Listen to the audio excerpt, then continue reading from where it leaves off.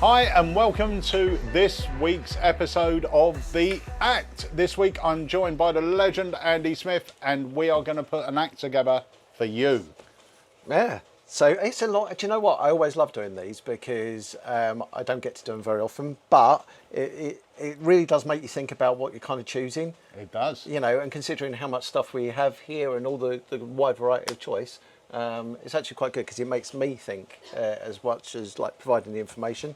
So tell them how we choose. So we have here, I've got to remember this, so this is the value dice, okay? This sets your amount. As you can see, we have here 200 plus, which is always a good one. And we also have this one here, which is £10. That's not a good one. Not a good one, no, but challenging. Yeah. We also have the type of magic. So this will be strolling. Question mark means we can choose. Stage, obviously, impropture, parlour. We have table, so close-up magic. So this is the conditions. This is the type of magic. And lastly, the one that we do not like. The we don't like this one. restriction die. Yeah, restriction die. So we have things on here like no talking, no cards, no sleight of hand. And the one that we really don't like, no Alakazam products. Ooh. I mean, what's that about? Ooh. Oh, okay, right. So that's the restriction dice. So we're going to roll. Do you want to roll? Yeah, give it a go. You take one. All and right. I'll take one. Let's go first with the situation. Situation. You roll situation. Table. Table magic. It's Yeah, great. like that. I'll do the value. Oh, 200 plus. Get in. do you know what? Right, that actually means that when it comes to this dice, that kind of undercuts that, doesn't Yeah, it? So, yeah. so I'm going to do this one. You do this one because if you get something terrible, I've got someone to blame. Oh, right. Yeah, that's why you had it set up. You go Yeah. first. Yeah. Yeah. I Go like on, it. off you go. All right. No sleight of hand. We can do that. Okay. All right. That's good. That is a good little thing there. Table magic, £200, no sleight of hand. £200 plus. £200 plus. Now, bearing in mind, I think we could have anyone walk in here with £200 plus and walk out with pretty much an act they could do.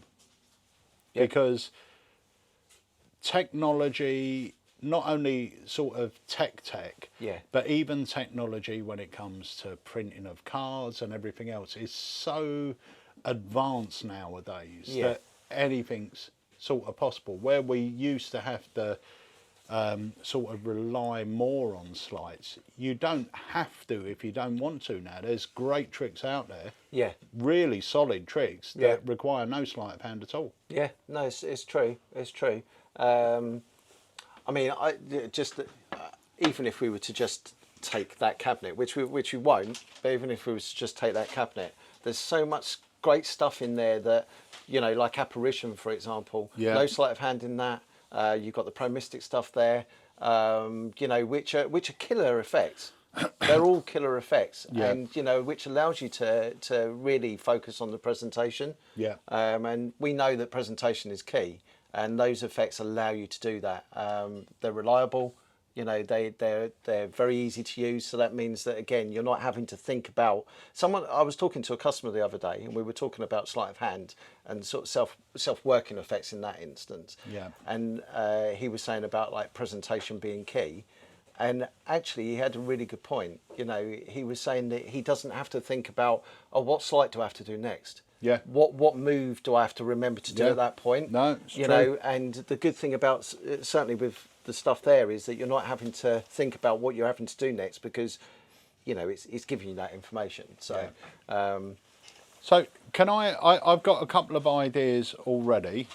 So I reckon what we do, we grab some ideas, Yeah. put them down, yeah, and then we narrow down a bit. yeah, okay, Even though we don't have to because it's £200, but I think because it's an act, we're going to go for 3 effects or 4 effects. Yeah. So even if we pick out 20 items, which we could do because it's £200 plus, Yeah. we're still going to get it down to a workable act. So for me, I will say, because we have got budget, personally, I would go for either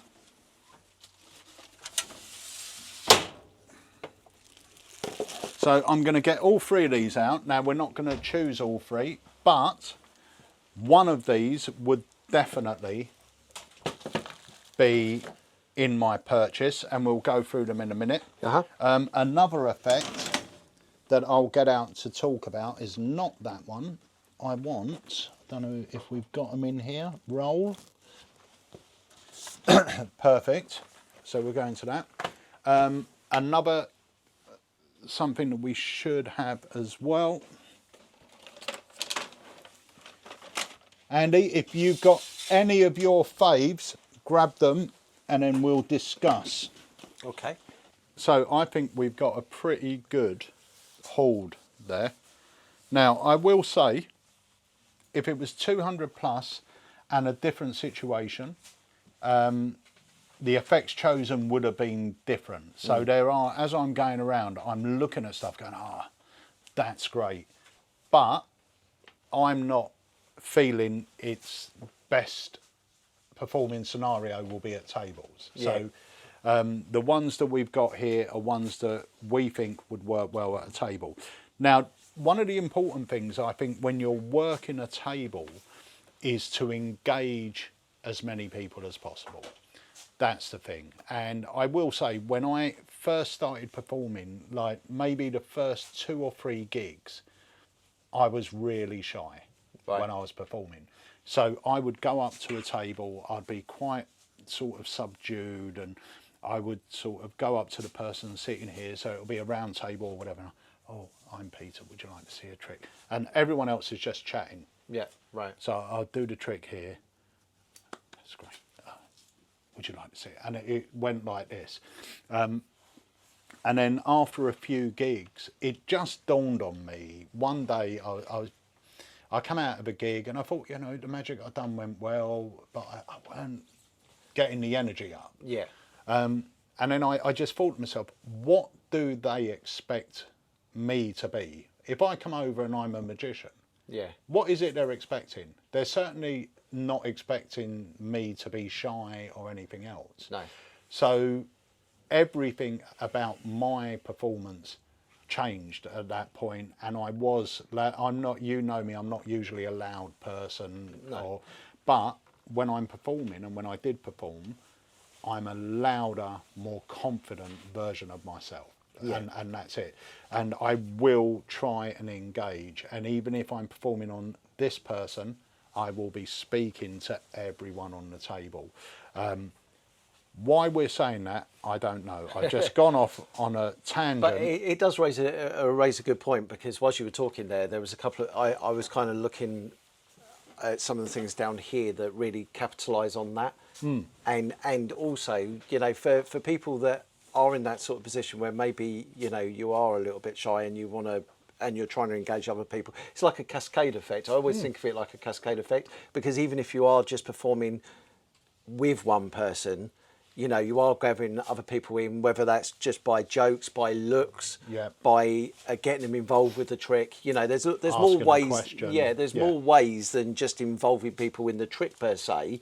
You can engage them by little jokes that you do or little things that you identify. So it's kind of just being aware. And I think that, you know, if you can just put those sort of like little things in, your confidence will just grow like before you know it. You know, because you're just engaging people. It really will, and that's why I went for stuff like Imagine, stuff like Roll, the not a pad cards, because straight away with this, I know that if I hit a table, I could be performing it to you, but I could hand the dice to 3 people on this side of the table.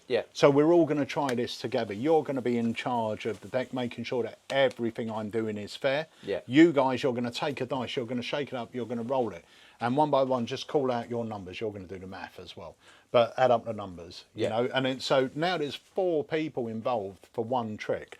So that was the other reason I got this as well, which is the Anverdi mental dice. So this is actually 3 dice. So I could go up to the table, read 3 people's minds, and then use these dice and go on to rolls. So I think they make a good combination. Definitely. Now, obviously, whatever gig I do, I carry my Pro Mystic real dice. Okay, that's with me all the time, and I know when someone hasn't experienced the power of this little thing, Yeah. they've got no idea. Yeah. To me, it is a reputation maker. Yeah. It's a killer piece. So whatever act I was doing, if my budget allowed, I would either have a Pro Mystic thing like the real dice, but that is quite expensive, or the Mini MD, which I know Jamie uses, Harry uses. It's a great piece. So either that. If budget is an issue, then the Anverdi dice, because it is great and it does sort of the same thing. Or if you have got a little bit of extra budget as well, the dice, this is one die, this is 3 dice. Yeah. So just a little point I was just thinking of there. I was speaking to a customer about this yesterday because Yeah. we were talking about uses for the mental die. And you're right, you're getting people involved by having a die and they're doing stuff, etc.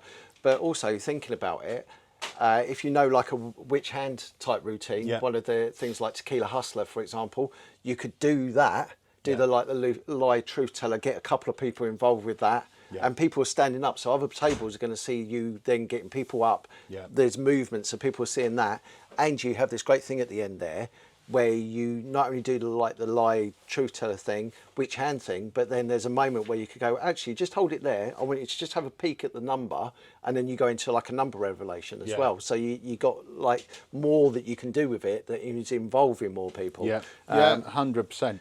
And these sort of things will work for a walk around as well. Yeah. So if you're doing, even though we're not talking about that, but usually if you're doing tables, you're also doing a bit of mix and mingle. Yeah. So, you know, it will be good to think of stuff like that, even though you want different acts.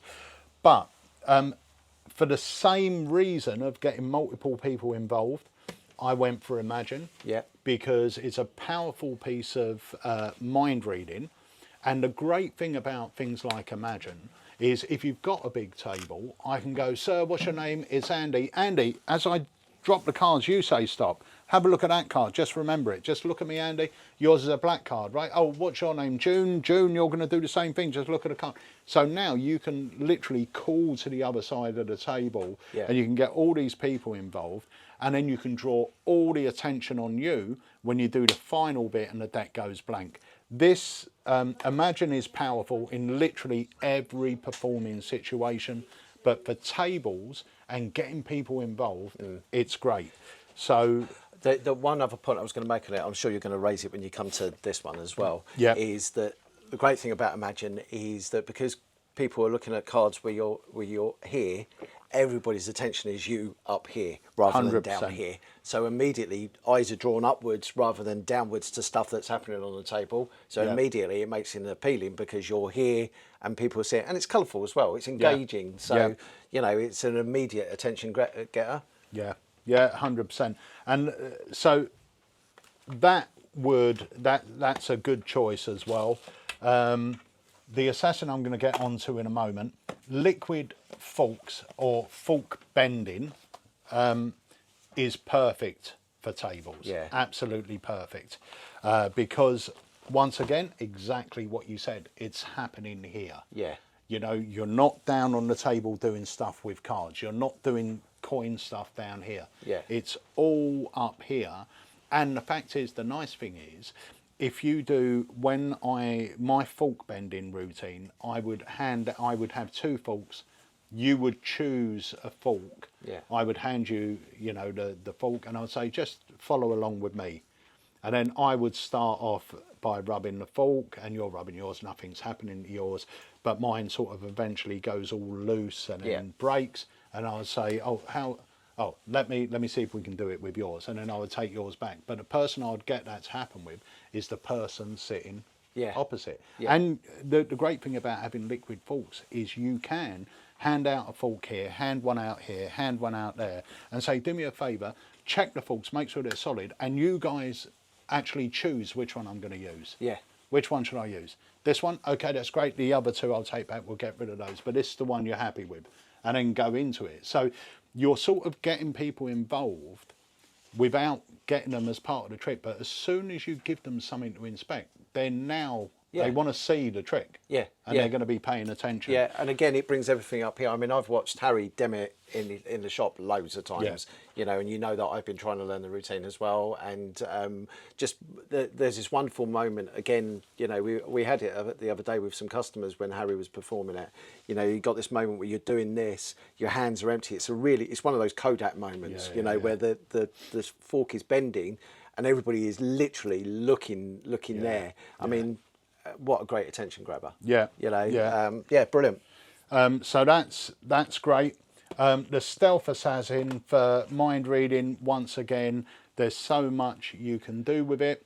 I will say, if I had unlimited budget, I would grab it. In hindsight, if I'm picking a table act, I'll probably put it back. I would say if it was a walk around act, this would be in my pocket like it is every day. Tables, maybe not so much. Yeah, see, I mean, you can use it, but Yeah. I think there's stronger things to get more people involved. Yeah, I mean, you know that my favourite routine on there is Hollywood or Bust, and Yeah. I've performed it for years and Yeah, still yeah. perform it to this day. And one of the things that comes out of every single time I perform it is just the fact that once you've engaged someone about something that most people know, i.e. films, celebrities, Yeah. you know, you've immediately got their engagement then, Yeah. because quite often you're reading the mind of someone, but someone else is thinking, oh, yeah, do you know what? I was Yeah, thinking yeah. of that person. I was thinking of that film. Yeah, and yeah, so all of a sudden, you've got them literally talking about that. Yeah, yeah, cool. So the other thing as well, getting multiple people involved. The not a pad. These are the Svengali forcing cards. These are fantastic. I use these all the time and they are great. And the great thing is I can hand a little bunch out once again to various people. Now, I will say this, I think you get 20, well, you do get 20, it says it on there. You get 20 cards. I've actually combined 2 decks, so I've got 40 cards in mine, which for me, I think 20 is great. Yeah. But with 40, you can hand a few more out. Yeah. But that's the nice thing about these. You can sort of add more to the packs if you want. But that's not a pad. And now let's get on to the grail. So the thing is that, you know, I use this in stand-up. Yeah. You know, I use it as a stand-up thing. I also use it in close-up. And one of the things I found with it is that when I give the deck of cards to someone and I make a big thing about, don't let them out your sight, don't, you know, put them somewhere, keep an eye, you know, make sure that she doesn't move, you know, she's not going to change anything, don't open the deck, you know. So I make this big thing, and it's a little bit like, you know, when you see someone on stage that's in panto and they're going, oh, you know, watch out for such and such. It becomes a bit of a game with people. And you can also get people, much like when you're doing a stand-up version, getting people choose numbers, you know, and then someone chooses one of those people, so you're getting more people involved. With the close-up presentation that I give it, I talk about the impossibility of it. You know, so then, you know, it becomes an engagement through words, I think, with people. You know, and like, did you know? So you've got that sort of reaction there. You know, I'm a big fan of this effect. And again, just for the reasons of playing out to people, I think it's great. My only caveat with it is that when I was saying earlier on about the whole bringing up like this, obviously there is a dealing thing with this. So you are bringing stuff down. But, you know, sometimes I'd probably have this as a reserve item. So it would probably be more, in hindsight, a thought of, you know, you get to that point where you've gone back to a table, maybe a lot of the table's been cleared away, so you've got a bit more space for people to see down here, and then maybe go back to it. But again, you know, for reasons of kind of building it up, I think it's great. Okay, so if you were to put, I've got mine. Right. If you were to put together a free effect act for tables out of what we got here, or if you want to grab something else, what would you choose and how would you routine it? I think I've got mine. Okay. Well, I would certainly start with that. Yep. I would certainly open with that. I would then look at something like... See, I do like Hollywood or Bust. Yep. So I would go for that as like a middle item. And then because we're handing out a souvenir at the end, liquid forks. Cool. Okay. So mine would be, once again, liquid forks. This Yep. and this. Yeah, nice. And I'm thinking about routining wise. So my first major effect would be liquid forks. But I'm wondering whether my opening gambit is to come up, take the roll deck, a wine glass or whatever, Yeah. and put it in there and say, we're going to get back to this later. Yeah, so you're setting the scene. Yeah, so I'm setting the scene. So the deck's out in play at the beginning, or say to someone, have you got a pocket? Can you put this in your pocket? We're going to get back to that later. So we set the scene for the deck. And now instantly I get out 3 or 4 forks and say, you know, can you please have a look at these for me? Make sure they're real. And amongst yourselves, you're going to choose which one I use for this experiment. Now go into the fork bending. So you do all the fork bending, that's great. Now we go into a mental dice routine with 3 people, and then we finish with roll. Yeah, nice. I when you were talking there, I mean that's great. I was thinking just about, because we know in the experience that when you do, for me certainly when I use it for Hollywood or Bust, the amount of times the same sort of films come up. Yep.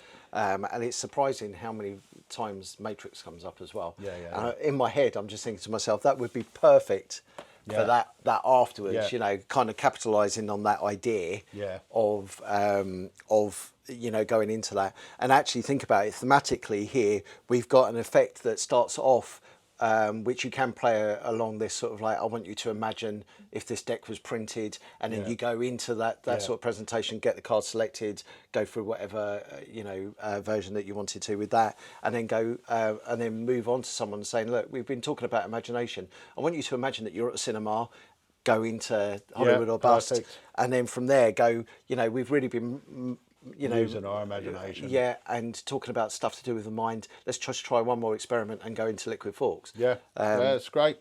That's great. And the thing is, you're right. Starting off with something like imagine is powerful. There's a lot of magic happening in a short amount of time. Yeah. And that's what you want to engage people. And it's always good. Like I said, if you hit a table and your opening gambit is, you've got a pocket, right? Can you put it in your pocket? We're going to get back to that later. Please make sure no one goes near it for now. Yeah. And then, so I don't have to introduce myself or anything. I just go straight in with that. Yeah. And then once I've got it in their pocket, hi, ladies and gentlemen, my name's Peter Nardi, whatever it is, I've got, actually, do us a favour, take one of those. Can you hand that round? Just everyone examine it. And I'm straight in there and everyone's going, you know, what's he doing? And it's great. So I think you're right.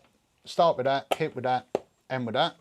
And my one is start with this, go into this, or give the deck out as your opening gambit, into this as your opening effect, now into a 3 dice mentalism routine, and then finish off with your grand finale as roll. Brilliant. Yeah, brilliant. And I think they're 3 good acts that probably 4 or 5 minutes, maybe. The other thing I was just going to say as well, from a worker's point of view, they're all easy reset. Yep. You know, easy to use. Yep. And also, you know, they're not going to take up a lot of pocket space, are they? I mean, in my instance, one deck in one pocket, one wallet in the back with some business cards in, and some forks in the top pocket. And and they're all instant reset, to be fair, all 3 of those.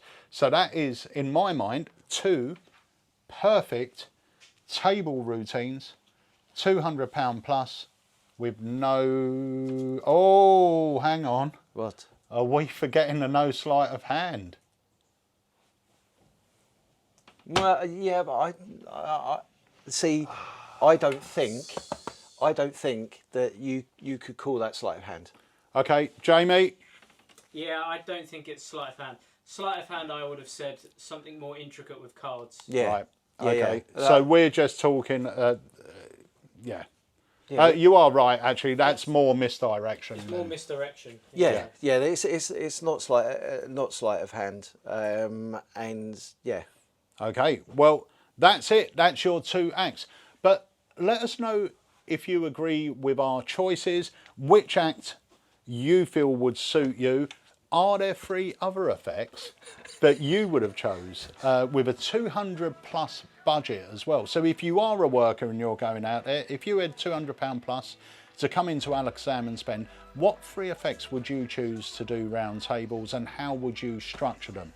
Now, this has been a great one for me, and every time we do an act, it always gets my mind going. So I think, actually, that's a really strong act. Yeah, yeah. It's just a really strong act. Yeah. You know, it's great. Really, really strong. And powerful magic. Each one of them are super powerful. So, yeah, that's about it for this week's act. Table magic, £200 plus, no sleight of hand. And Jamie Dawes, the adjudicator, said that's not sleight of hand. So if you don't agree, speak to Jamie.